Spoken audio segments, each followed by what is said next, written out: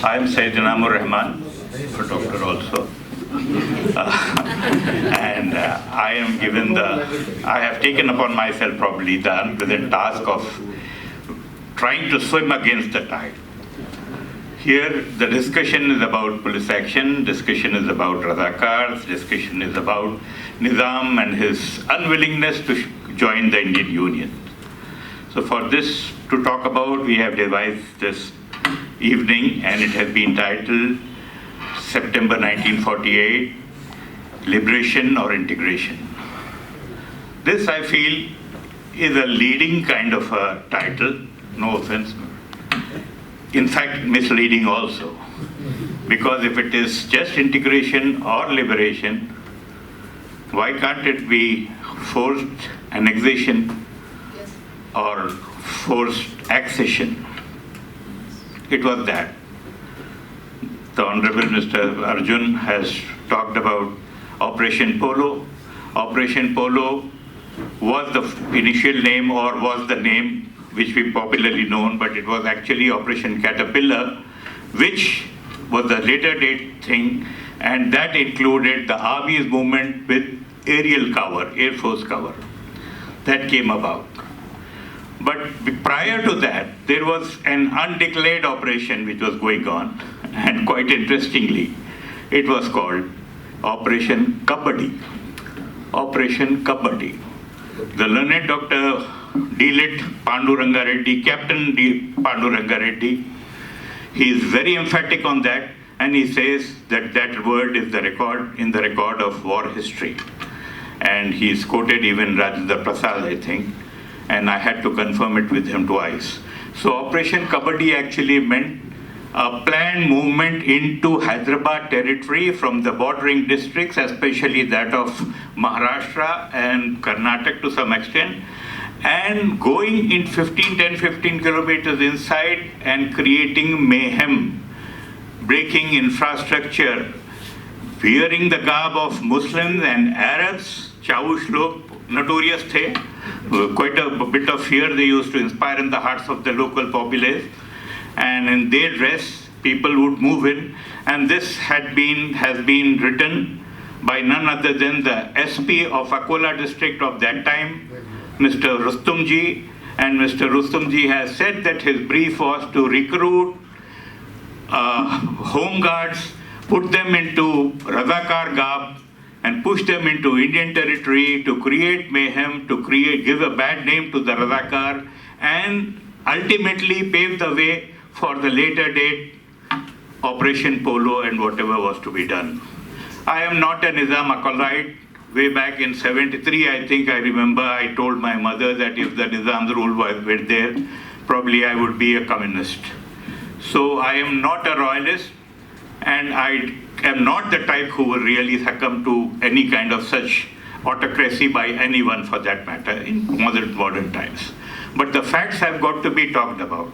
So the bigger tragedy was not about the delayed accession, forced accession of Hyderabad.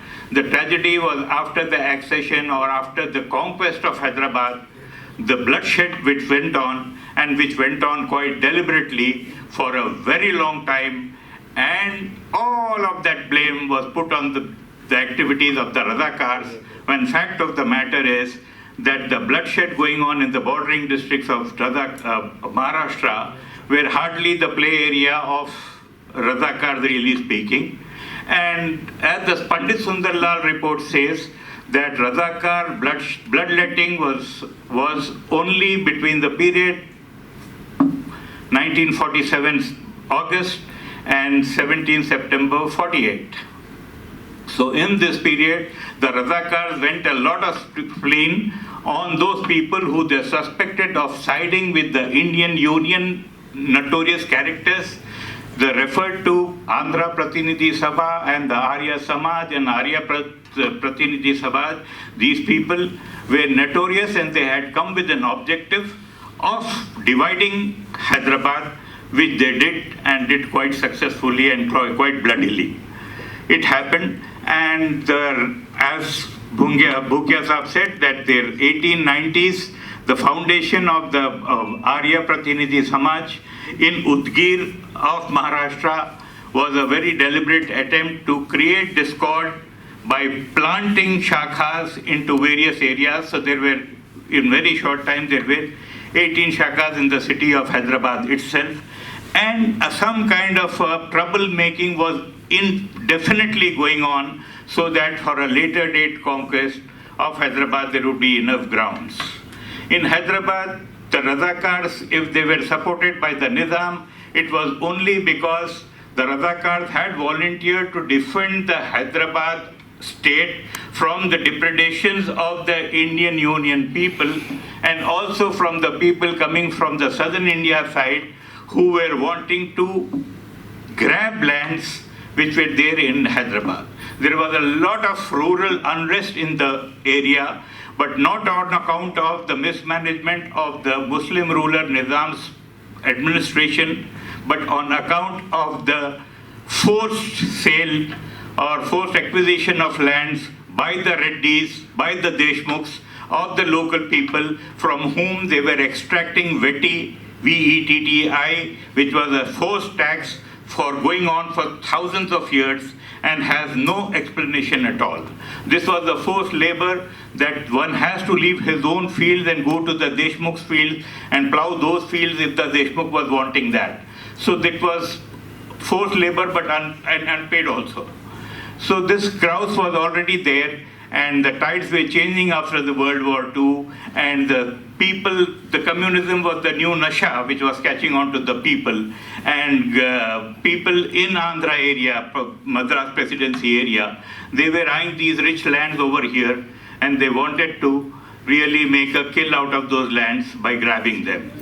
The razakars volunteered to support the jagirdars whose lands could be in danger, and they did support that and put a fear of the people who were coming in from south. I mean, Vijayawada area or the Andhra Presidency area. But what was happening from the northern side, that is Maharashtra side, was that a deliberate kind of a discord was being created, and created to quite an extent. And as I told you, this kind of tactics were being adopted. And these are all on record. Congress people have talked about it, they have written about it, they have admitted about it. And the razakar thing was, let me tell you gentlemen, it would be very pertinent, he quoted Mr. Noorani, for you to understand that the standstill agreement was still existing when Nizam was repeatedly writing about the fulfillment of the standstill agreement and giving themselves time to arrive at an arrangement. And that was not being given on one ruse or the other. And one demand by Indian Union was that razakars are creating mayhem, and we want to come to the Sikandrabad cantonment and take position there and quell the disturbances. So this Nizam was not agreeing to, because after 1947 he was clear that the Indian army should go back to its cantonments in the Indian Union. But the Indian Union was insisting on having their armies over here, and also wanting to quell the disturbances of the razakars. This was being exchanged with the Nizam, and at that pretext, matters were getting delayed one after the other. In between, the invasion took place, and before that, what had happened, just to give you an instance, that in the year 1938, 17th August, I think, when Nizam celebrated his birthday, he released prisoners in jail. So out of 8,000 prisoners released from jail on that date, 7,000 were from out of Hyderabad state. So that means there were people who had moved in here to create problems. And this was the case later on with the razakars also. And just to get an idea of what really the razakars, how bad could have they been, can be gauged from the fact that in the parliamentary debate, I think Patel himself informed Pandit Nehru that there were altogether about 15,600 razakars, and by 1950, 15,500 had been released. There were only about a few hundred, very few razakars left in the jails. So when the razakars were being released from jails en masse, How were the killings taking place all over the state when there were 40,000 Indian troops in the state positioned over there, and state was under military rule? Who were the people killing people? In that period of time, 17th March 1948 to 30th March 1951, 914 murders took place. 250 assaults on police people took place. Hundreds of abductions took place. Who were the people doing it? If the razakars, then the razakars, why were they being released, for heaven's sake? And who razakar was left now to do all that? So there was much more to it than what has been told to us, and we have understood still now. And that needs to be looked into. And really the people who deserve to be felt sorry about are the people who died quite unnecessarily. And that unnecessarily was not because the people were wanting to take revenge, but there was also a monetary angle to it. There was a lot of land grabbing, there was a lot of property snatching, there was a lot of everything. And if you really read the statistics of all that, you can understand that razakars were something like the weapons of mass destruction in Iraq, which suited the purpose and were never found. So like that, razakars were also bad people, quite probably, but a lot of bad people among those razakars were also Hindus. And you need to understand the role of the Andhra Pratinidhi Sabha. You need to understand the role of other people, why Mahatma Gandhi disassociated himself from the Hyderabad National Congress, why Sarojini Devi said, as the governor of UP, that this matter of Hyderabad is over. I understand, my king has lost, but I am glad that this matter is over. So she had all her sympathies for her elite ruler, who had more industries during his rule in Hyderabad than East and West Pakistan put together in the year 1949. One of the most advanced states with all the amenities of the modern day. It had underground sanitation, which Madras city did not have till the 70s. And you name it, there is just no mistake. But you have to give razakar the bad name, to give a nizam a bad name, to solve the case. I'll take just one more minute, sir.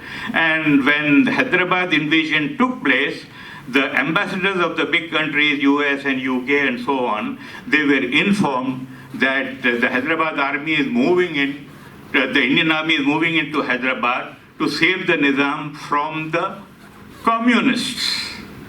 And when the the army was moving from Pune, General Rajendra Singh Ji, Lieutenant General, the GOCNC, he told to his commanders that, gentlemen, you are going to Hyderabad to liberate the Nizam from the depredations of the communists and razakars, in that order. But in the letters to the embassies, razakar was not mentioned. So razakars were very much there, probably bad people, especially I would say so, because as Muslims they may have done a lot of things which as a Muslim they shouldn't have done. But they did probably, but they were blamed much more for all the things to be happened. And then using their name, the Government of India's case in the United Nations, it got somehow lost, and because of the time difference, the meeting was scheduled for 11:30 over there. But here, by 3 o'clock in the afternoon, it was necessary to decide that the Nizam has surrendered or did not surrender. So Nizam was not willing to go to the Deccan Radio to make an announcement that the Indian army has come in, and I have asked them to come in and take position in Bolaram. When he was not agreeing to that, the good old Mr. K. Munshi has got quite a saga behind him, the original Hindutva man, the original WhatsApp factory. Nizam has so much money, he's got 10 bombs, 10 atom bombs he has already bought, and all this kind of fear psychosis. And people fear very easily in our country, they fear very easily. So all of that falsehood was going on. So when razakars moved in, the Indian army moved in finally, it was not just the loss of Nizam's kingdom, it was the loss of the livelihood of hundreds and thousands of people. And that was quite unfortunate, but it was deliberate. Because in a jiffy like that, the drop of an eye, the university's medium of instruction changed. Up to September, the police action happens. In November, December, जो है new medium of instructions of a university changes. This is not done. This is not done. It happened that way, and there were so many things. Thousands and thousands of guns were put in the Fateh Maidan area because they were to be unarmed. All of those guns came into the police hands over here, but the police were quite incapable of using them because the communists had been given their guns, more guns by the razakars themselves, who were, instead of surrendering, they did that. So much mayhem got caused, and the government of India has never stood up and said, we are sorry that when we were in charge, we allowed so many murders to occur. So many jobs were lost, so many lives were changed, so much land was grabbed. And Nizam was not the only one. Bengal was wanting to have East and West Bengal together and an independent country. So many things can be said. Travancore about it should need to be said that 1 second, just... No, don't deviate. I'm not. That's it, you've used that full time, we have given you more than that, that's enough. Thank you. One last thing, sir, for everybody's information. Travancore wanted to base its economy on that base product chromium or something which was the base product for manufacturing atom bombs, and it was found in plenty. And Abul Kalam always wanted that to be used later on, but it was not. Thank you very much, gentlemen. Who was responsible for the violence? That's also true. But I actually hold the Nizam responsible because the man was vacillating. He wanted to be independent. He never said so. He encouraged the razakars on one side. He transferred money to the Pakistani High Commissioner in London. He gave money to arms to the gun runners like Joseph Cotton to buy weapons. He was running arms in from Saudi Arabia and from Pakistan into Hyderabad, landing in Hakimpet. So you're doing all this on one side. On one side you've got razakars, one side you're talking to the Indian Union, one side you've got talking to K.M. Munshi.